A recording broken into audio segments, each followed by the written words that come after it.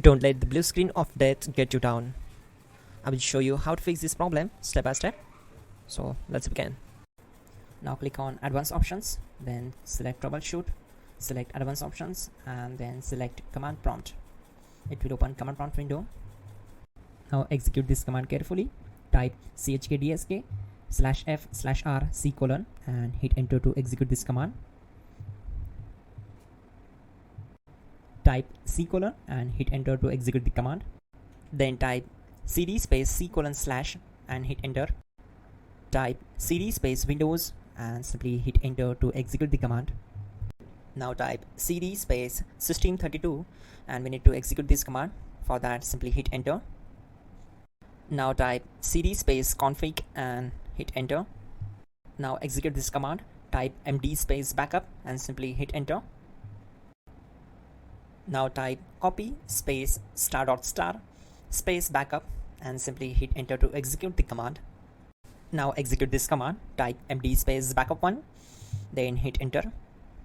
Now execute this command carefully. Type in copy space ** space backup1, then simply hit enter to execute the command. Now type cd regback and hit enter. Then type dir and simply hit enter. Now type copy space ** space ... and hit enter. Then type all and hit enter. Now execute this command. Type bootrec space /fixmbr and simply hit enter. Now type bootrec space /fixboot and hit enter to execute. Now execute this command. cd space C:/. Now type cd space Windows /system32/config/regback and hit enter to execute.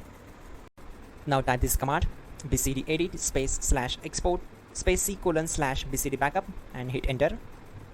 Now type cd space C:/ and hit enter. Now type this md space boot and hit enter.